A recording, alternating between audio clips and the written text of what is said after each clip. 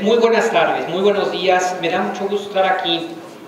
Y a mí me han pedido que comente sobre qué retos implica para los católicos mexicanos la presencia del Papa Francisco. En otras palabras, ¿qué iglesia es la que espera al Papa Francisco? ¿Qué iglesia mexicana del siglo XXI está esperando al Papa Francisco?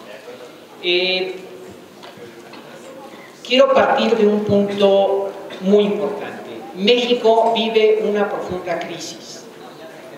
La crisis no es solamente económica, aunque lo sea. México vive una profunda crisis cultural.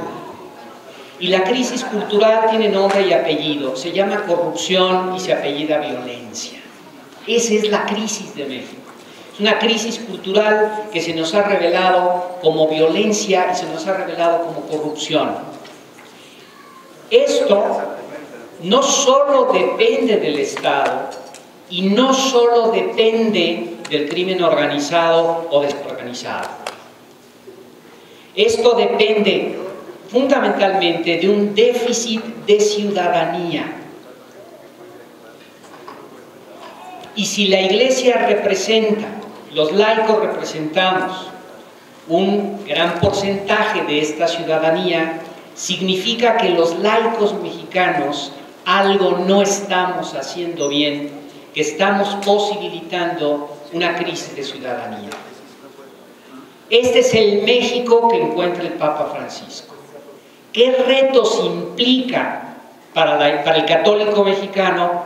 De esto es de lo que voy a hablar en los próximos minutos, como una invitación al diálogo y al encuentro para poder discernir y platicar sobre este punto. Insisto, México vive una crisis cultural que se llama violencia y corrupción. Hay un déficit de ciudadanía para dar cara y combatir esta crisis cultural. Y los católicos, fundamentalmente laicos, tenemos que hacer la tarea y no la estamos haciendo. Y esto implica un reto fenomenal de cara a la visita del Papa Francisco, ¿sí? Y de esto quiero hablarles hoy. Miren, lo primero es pensar quién es el Papa Francisco. Austin nos va a hablar un poco más largo de esto. Yo quiero rescatar unos puntos nada más. Se ha dicho que Francisco, y se ha dicho bien, es el Papa de la Misericordia. Pero hay quien lo ha malinterpretado dibujándolo como un hombre bonachón que tiende a ser permisivo con todo. Esta imagen es falsa. Es más, es una imagen perversa del Papa Francisco. Es un Papa tremendamente exigente, primero que con la Iglesia. La parresía en español significa la capacidad de confrontar al otro, haciéndolo sentir importante y haciéndolo sentir capaz. Ese es el Papa Francisco. El Papa Francisco es un Papa tremendamente exigente con cada católico, porque la misericordia bien entendida siempre es un llamado a la conversión, es decir, a un cambio radical de vida para estar en sintonía con una vida en la caridad, el perdón y la justicia y la verdad. Eso es la misericordia. Escuchar la llamada de la misericordia implica vivir en constante tensión, en permanente conversión, en la exigencia del seguimiento de Jesús de Nazaret. Es un Papa tremendo. El Papa Francisco nos presenta un reto fenomenal a los católicos mexicanos, principalmente a los laicos de a pie, a los católicos de a pie, a los laicos del común y a los ciudadanos del montón. Así me gusta decirme a mí mismo. Yo me alegro mucho con su presencia, pero me queda muy claro que significa un enorme reto de conversión. Debemos entonces preguntarnos, frente a este Papa tan exigente, ¿qué problema central enfrenta la Iglesia en México que nos plantee un fuerte reto? Trataré de responder a esta pregunta. Lo primero es revisar en síntesis quién es el Papa Francisco, rápidamente, en 3 puntos, 3 pinceladas. de lo cual ya Monsignor Pierre ya nos adelantó algo, solo quiero retomar. Francisco es un papa, primero, Francisco es un papa arraigado en el Concilio Vaticano II, desde la voz de la Iglesia latinoamericana expresada en un momento de enorme madurez, tal y como resonó en la conferencia del Episcopado Latinoamericano, que en realidad reunió a la Iglesia latinoamericana en Aparecida, Brasil 2007. Es un pastor que mucho antes de ser papa ya se planteaba las grandes preguntas y los grandes retos que hoy está enfrentando como pontífice de la Iglesia Católica. Es un papa en armonía con la Iglesia y con sus predecesores. A mí me sorprende muchísimo, me sorprende gratamente, la enorme sintonía que existe entre Benedicto XVI y Papa Francisco. Yo lo expreso de esta manera para que nos entendamos. Lo que Joseph Ratzinger, lo que Benedicto XVI ha sido para la teología, Francisco lo es para la pastoral. Esta es la simbiosis. Lo que uno es para la teología, el otro es para la pastoral. Segunda idea.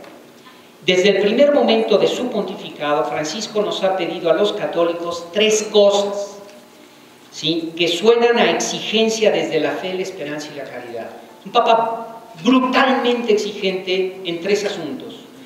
Primero, la invitación, y la más radical de cuanto ha dicho, la extensión de su primera homilía como pontífice. Estas palabras suelen pasarse por alto, pero dibujan todo su programa. Lo dijo al día siguiente de su elección frente al Colegio de Cardenales. Nos dijo que debemos siempre, al mismo tiempo, caminar con Dios, construir la Iglesia y confesar a Cristo encarnado, muerto y resucitado, porque si no, no podemos anunciar el Evangelio. Se lo dijo a los cardenales, a mí me golpeó durísimo, porque ese es el proyecto de la Iglesia.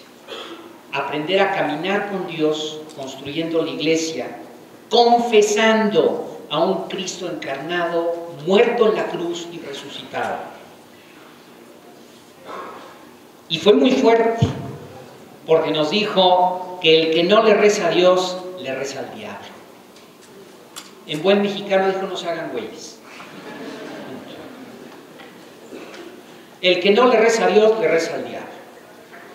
Segunda idea, segunda invitación, nos ha llamado a ser una iglesia que salga a buscar a la gente herida, lastimada, necesitada, que abunda en la sociedad contemporánea. Para lo cual es imprescindible abandonar cualquier tentación de ser católicos vergonzantes. Y en este concepto voy a centrar lo que viene a continuación. Es decir, católicos autorreferenciales, ciegos sordos a los problemas del mundo. Nos ha repetido constantemente, Francisco prefiere una iglesia que al salir a buscar a la gente herida se accidente, y no una iglesia enferma de autorreferencialidad de su zona de confort. Y en México el principal reto que tenemos en esto es el catolicismo vergonzante. Tercera invitación del Papa Francisco: que demos cara con valentía, sin amedrentarnos, a la cultura del descarte que nos reduce a simples cosas, objetos de uso y abuso. Para lo cual es imperioso luchar todo el tiempo, desde el primer momento de la vida hasta la muerte natural, en todas las situaciones que vive un ser humano, de lo cual ya María Aspe nos habló con abundancia. Tercera idea. Para ganar la batalla a esta cultura del descarte, necesitamos trabajar en las periferias sociales y existenciales de la humanidad, desde ahí permear al conjunto de la sociedad. Es un programa al revés, de la periferia al centro, de las necesidades existenciales y sociales de la humanidad, haciéndonos cargo como iglesia, como hospital de esta humanidad, lo que podemos ser. Y para esto es esencial, y esta es una invitación profundamente radical, es ser discípulos y misioneros de Jesús de Nazaret, y no profundizo más porque Monsignor Pierre ya nos habló de esto. Dicho esto, ¿qué iglesia va a recibir al Papa Francisco? ¿Cómo le vamos a responder los católicos Porque los católicos estamos obligados a responder. Los demás saben si van al cuento o no. Pero los católicos sí tenemos la obligación. Sí estamos responsabilizados de atender estos llamados. Y si no, échenoslos en cara, por favor. Qué buena nota del periódico, ¿no? ¿Sí? Católicos irresponsables. Y a pechugarlo. No digan obispos irresponsables, digan católicos irresponsables. Los católicos. Bien, entendamos primero, ¿qué iglesia recibe al Papa? Primero, el Papa viene en visita pastoral, no en visita política. Hacer una lectura política en la visita del Papa es equivocarse de principio a fin. Es una visita pastoral y viene a mostrar, primero, su exigencia en la fe a los católicos y segundo, su solidaridad con el pueblo. Y tenemos que responder a esta invitación. El principal reto es el catolicismo vergonzante. Antes de entrar a explicar esto, dos aclaraciones. Primero, yo estoy absolutamente convencido que la Iglesia Católica hace mucho bien a la sociedad.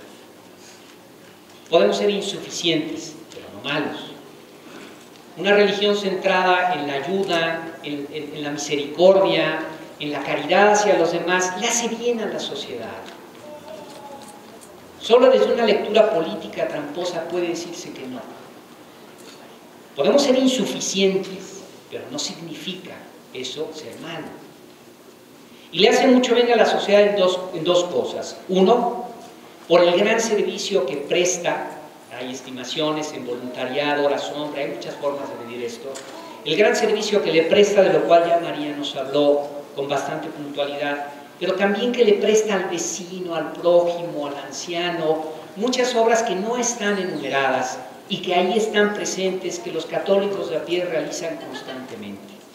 El segundo bien que le hace a nuestra sociedad, ¿sí?, es porque sus prácticas y tradiciones religiosas dan pie a sostener la identidad cultural del país. El catolicismo no es el único factor de identidad, pero sin este factor la identidad sería inexplicable. Y esto le hace bien a la cultura. ¿Por qué? Porque nuestro calendario social sigue el ritmo litúrgico. Candelaria, estamos en este momento en Candelaria, ¿sí?, estamos sentando al niño. ¿Dónde están los tamales, Maribel Esponda? ¿Sí? No. Ahí está el niño. Se lo hace. Ahí está el niño. Ok. La Candelaria, Cuaresma, Semana Santa, Día de Muertos, Virgen de Guadalupe, Navidad, Reyes, nuestro famoso Maratón Guadalupe Reyes, a lo cual sumamos una cantidad de fiestas familiares y patronales. Esto a los intelectuales, académicos, se nos va. Los sociólogos no se ocupan de esto, pero aquí se hace un bien enorme. ¿Por qué? Porque en todas estas fiestas y prácticas religiosas se fortalecen los lazos de solidaridad y misericordia entre los mexicanos hasta trascender fronteras. Cuando empezaba mis pininos de laico menso, iba yo a las misiones en Oaxaca, yo vi una Navidad, cómo regresaba la gente, la Mixteca Alta, la zona más pobre de México, cómo regresaba la gente desde Nueva York para celebrar la Navidad con sus familias, financiando ellos la fiesta. Entonces, estas prácticas culturales de identidad refuerzan nuestros lazos de solidaridad y misericordia entre los mexicanos y trasciende fronteras. Son, entonces, una resistencia diaria, cotidiana contra la cultura del descarte. La parte más adulta de la fe católica en México es la religiosidad popular, porque son capaces de tomar iniciativas por sí mismos, esté el cura o no esté el cura. Esto no está en el horizonte de los sociólogos, pero sí está en el horizonte del pueblo mexicano. Y como ya me emocioné, me digo, perdón, me voy a quitar el saco.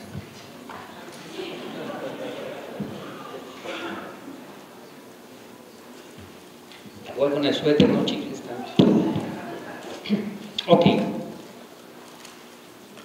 Ahora, no es suficiente. Los católicos es cierto que no podemos hacer todo para resolver la crisis de corrupción y violencia que aqueja a México.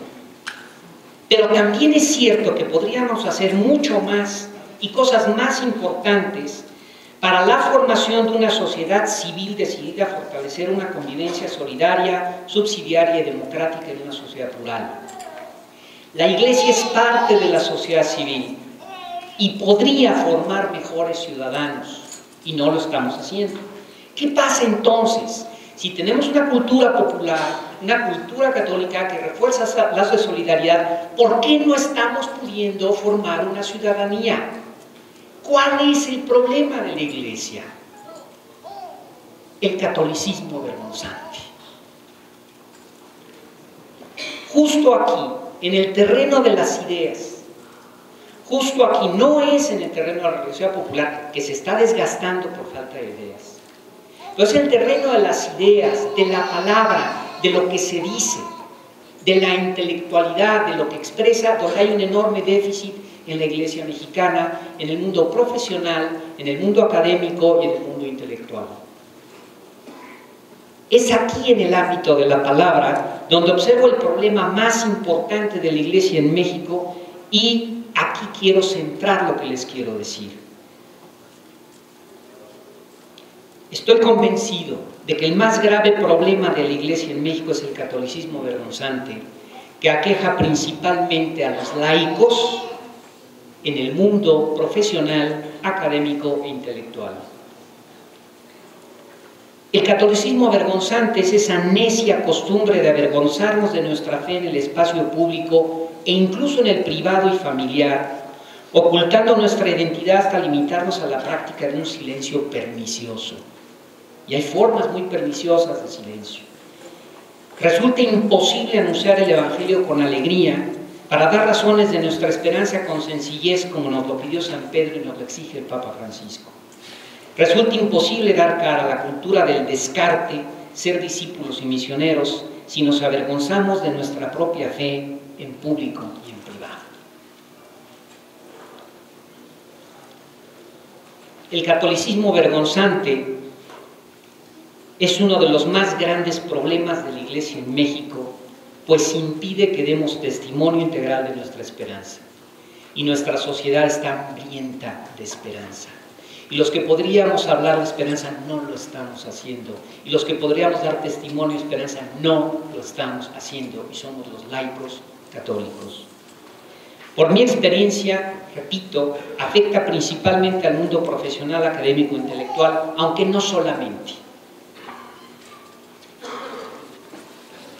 Ese apocamiento del católico hasta mostrarse incapaz de expresar la fe, ese católico que no se atreve a dar razones bien fundadas en los debates donde se pone en juego el bien común, pero también no se atreve a hacerlo dentro de la familia, entre los amigos y conocidos. Vamos a hacer la oración de la comida.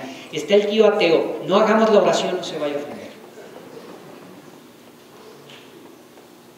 Digo, así no me respeta, ¿sí?, ni mi abuelita.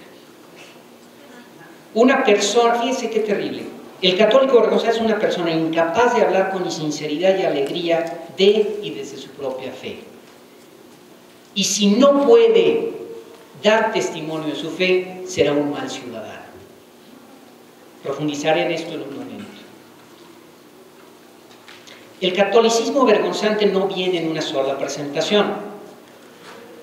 Hay formas terribles de callar. Lo encontramos en distintas formas, las cuales podemos sintetizar en 3 tipos básicos que no agotan el universo del catolicismo vergonzante, pero por lo menos nos permiten reflexionar en torno a su significado. Estos no agotan la complejidad. Son el católico vergonzante timorato, católico vergonzante patón y católico vergonzante light. El católico timorato es aquel que esconde su fe por miedo a estar en falta. Si no se vaya a enojar mi vecino. No vive en las catacumbas. Las catacumbas siempre es un lugar muy digno y las catacumbas construyen iglesia. Porque sí podría expresarse a pesar de las dificultades. Pero teme ser políticamente incorrecto y por lo tanto ser rechazado. Entonces prefiere hacerse chiquito, quedarse calladito, con la ilusión de que así calladito lo verán más bonito.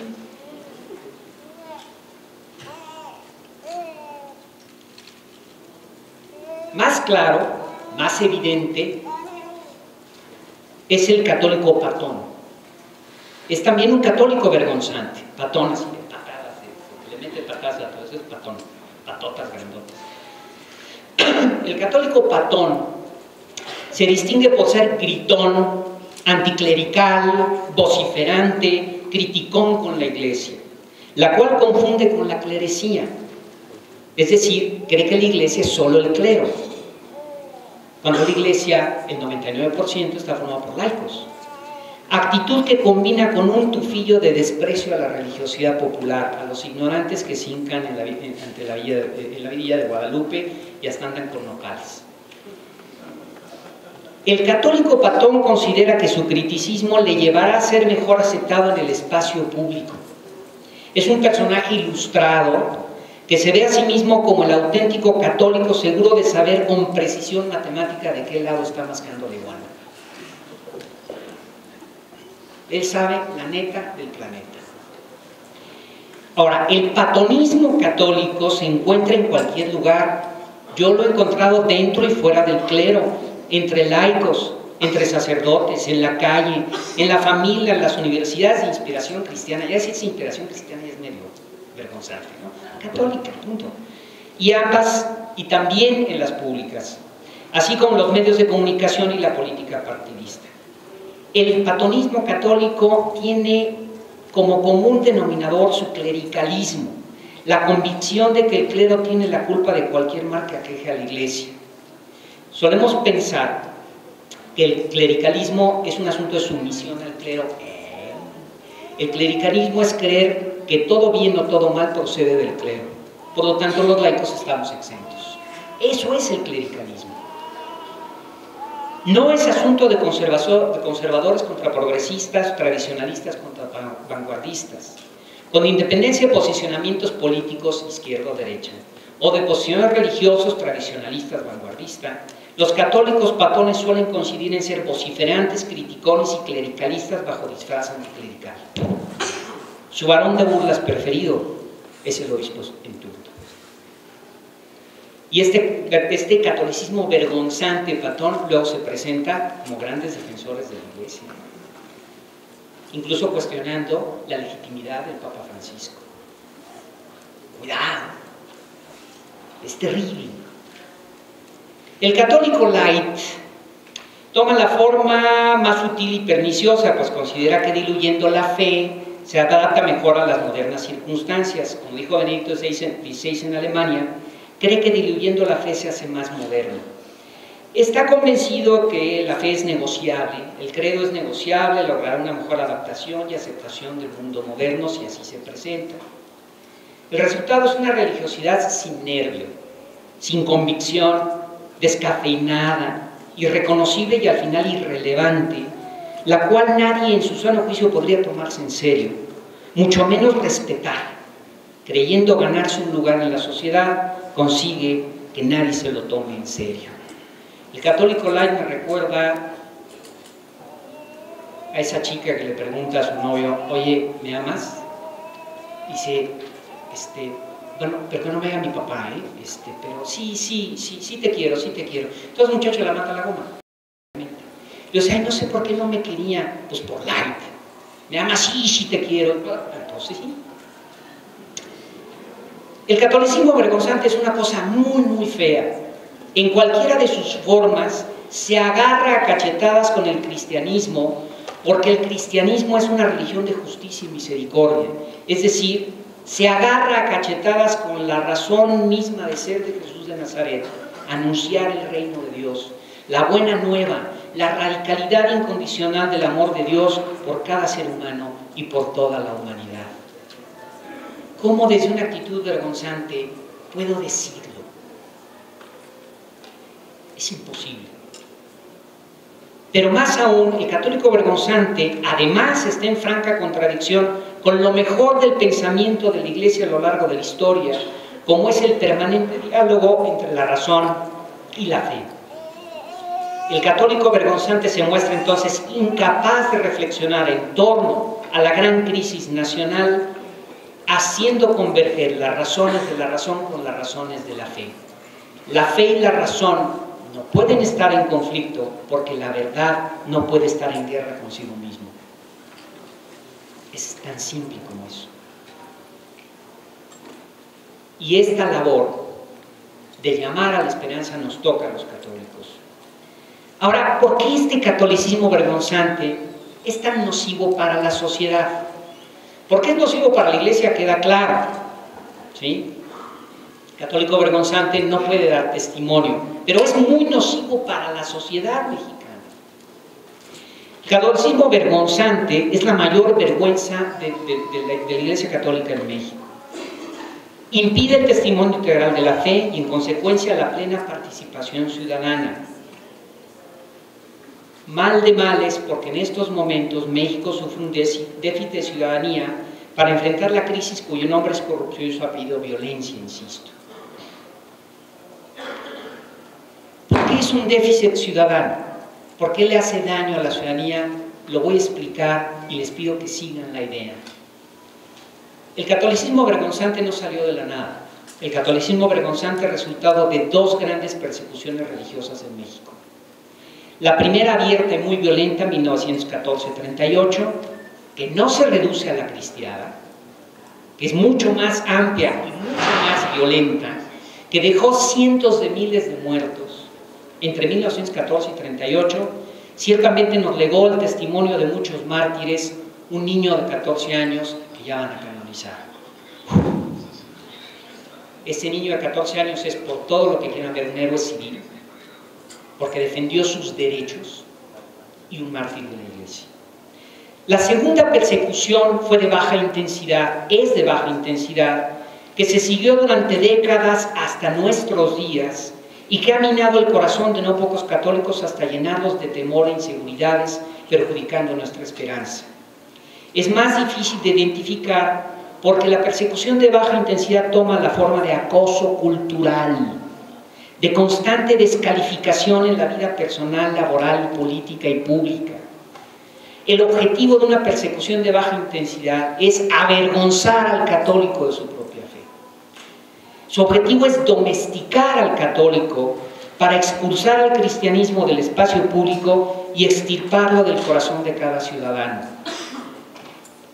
Se expresa inequívocamente a través de políticas públicas, medios educativos, académicos, intelectuales, de comunicación, acompañada por leyes limitativas contra la libertad religiosa, listas para alzarse amenazantes, cual guadaña cortacabezas.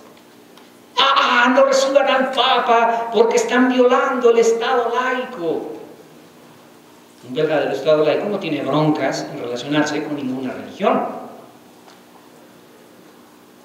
Si tuviera problemas de relacionarse con la religión, no sería laico.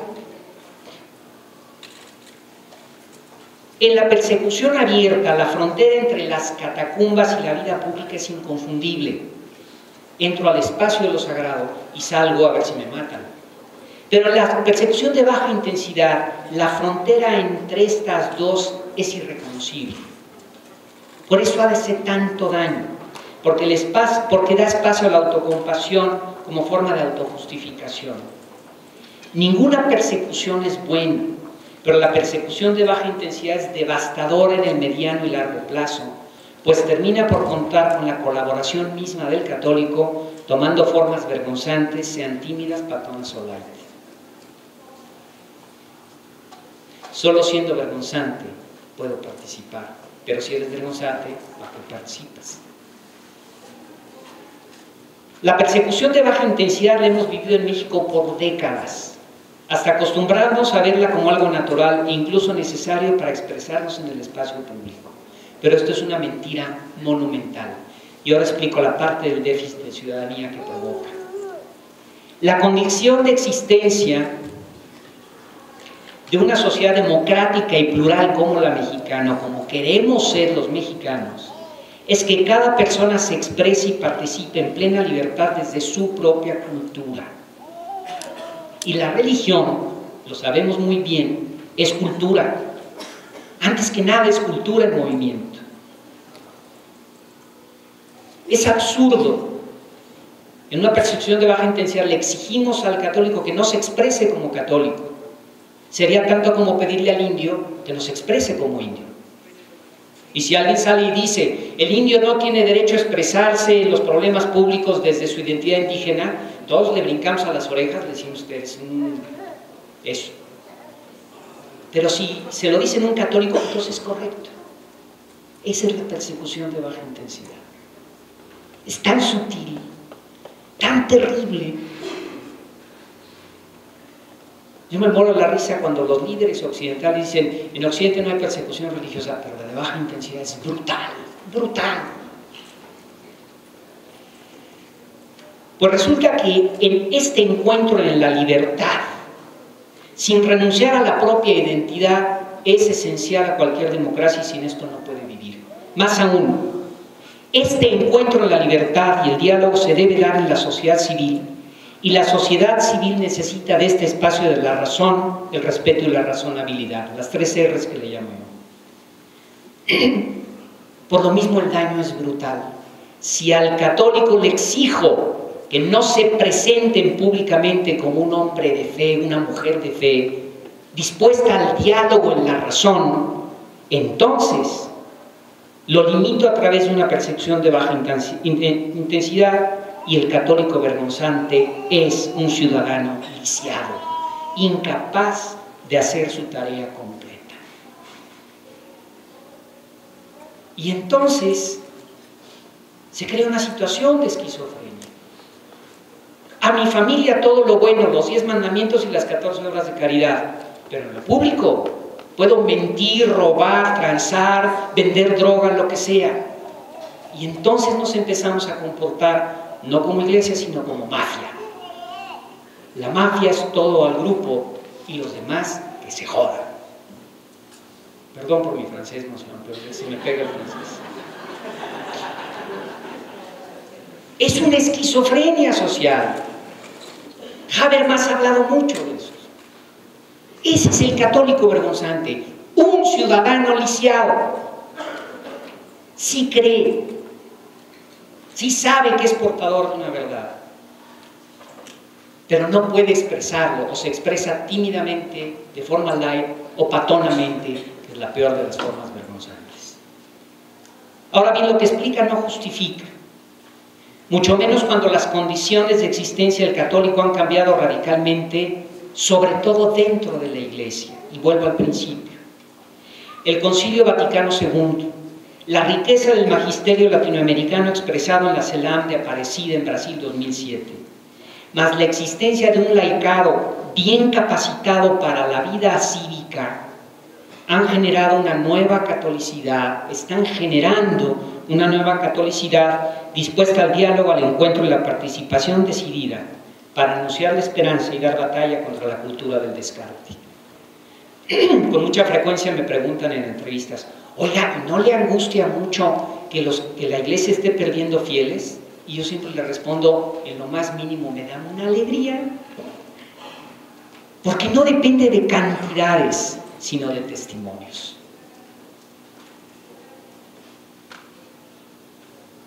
Ese es el punto central. ¿Para qué queremos el 95% de católicos en México si vamos a ser vergonzantes, incapaces de crear una ciudadanía dispuesta a la esperanza? Qué difícil. Peor aún, una ciudadanía dispuesta a la misericordia con toda la exigencia que implica la misericordia. Las condiciones legales en México también han cambiado y por primera vez tenemos una constitución que reconoce el derecho humano a la libertad de religión de acuerdo a los marcos del derecho internacional de los derechos humanos. Tenemos que usar esa ventaja jurídica. La responsabilidad es terrible. Miren, está en el bien de toda la sociedad que los católicos no seamos vergonzantes.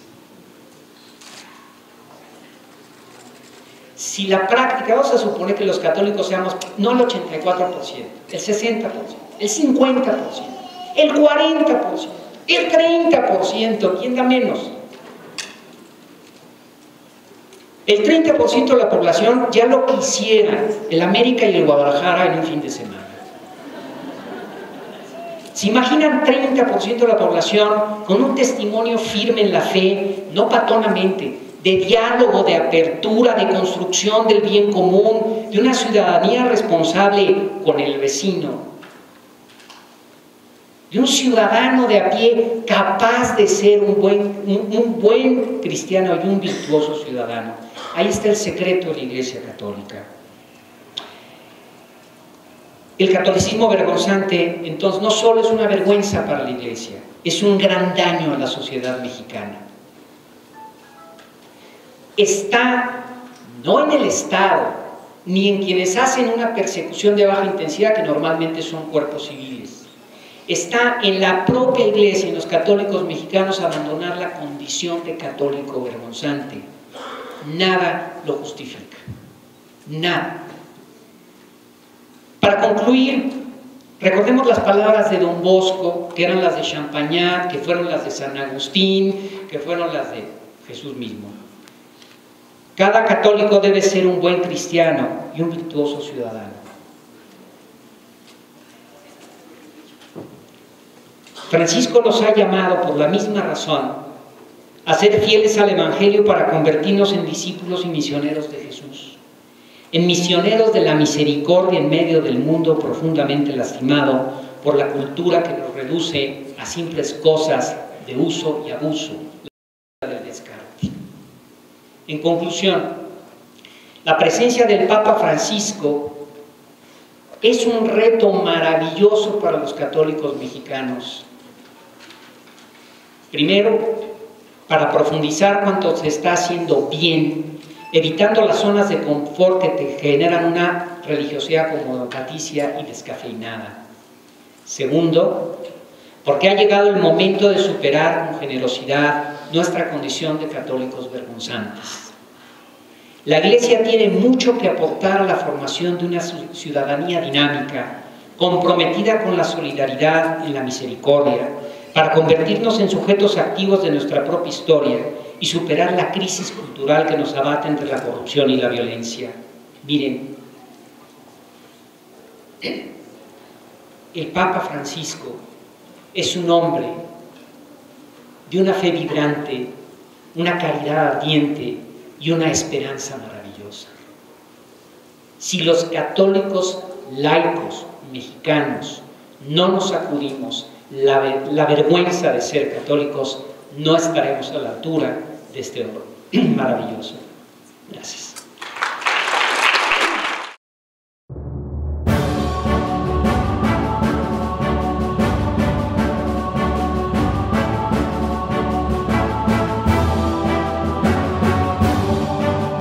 Mundo Católico, construyendo la civilización del amor, presenta